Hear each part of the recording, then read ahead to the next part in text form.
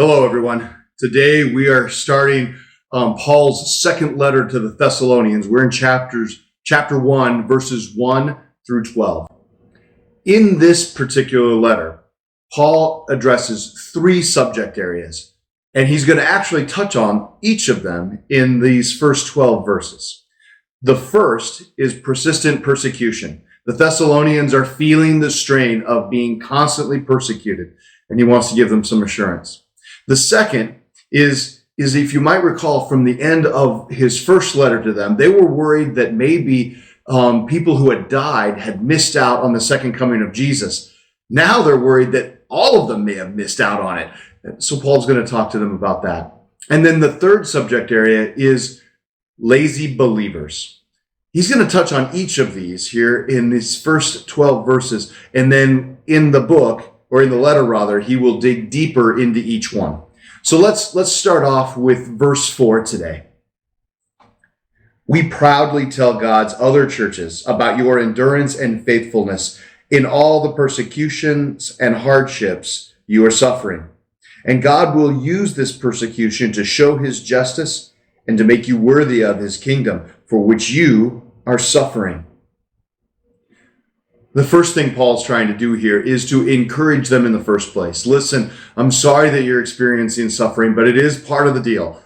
But that said, he also wants to lift them up and really celebrate them by saying, listen, your endurance in the face of all this persecution is a testimony to other believers in other places that are also experiencing persecution. You are being a model for how to handle this kind of suffering. And thank you so much. It is a gift that you are offering to the larger church.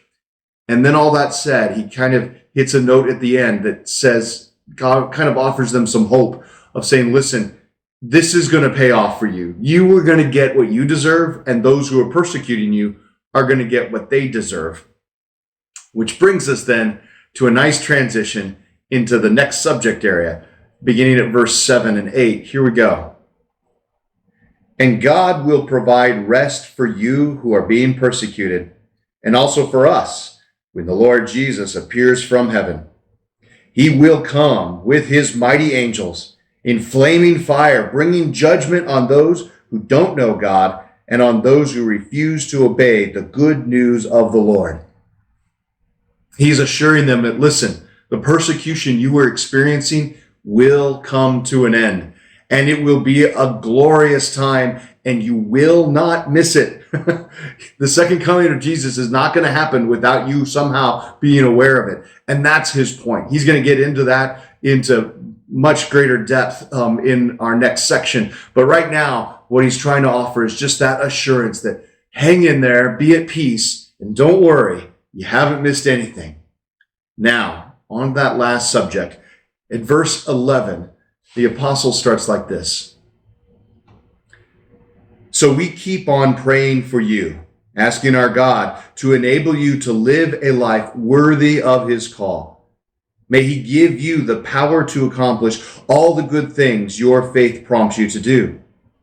Then the name of the Lord Jesus will be honored because of the way you live, and you will be honored along with him. This is all made possible because of the grace of our God and Lord Jesus Christ. The apostle is sending a positive message about what it means to live the life that Jesus has called us to. And in doing so, he's setting the stage for a hard word he's going to have with those in the Christian community that are not living up to that way of life. In chapter 3, we'll get there when it comes time. But his point ultimately for us, and the call that we've been hearing throughout both of these letters, is that we are called to live in a particular way, the way of Christ. And we're called to live in the truth of Christ. And it's when we do both of those things that we actually have the life of Christ that people are attracted to and ends up being a witness. You see, it's not enough just to have good content.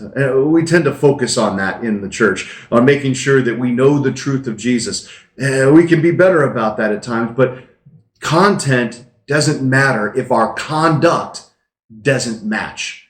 And that's what's so important. At the end of the day, we are going to be judged on what we've done.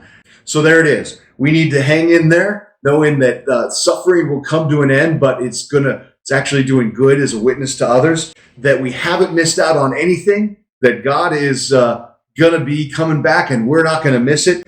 And listen, conduct matters. It's our testimony to the world. People are watching us, and as they do, they are making a decision as to whether or not they want to know more about Jesus. So there it is. Go and live the way of Jesus Christ. Proclaim the truth. Love others unconditionally, and know that your life is a witness to how others can live and the hope that they can have in their lives. Have a great day, everybody. If these devotional videos are helpful to you, subscribe to our channel and click the notification button so you know when we post a new video. And of course, please share them with others.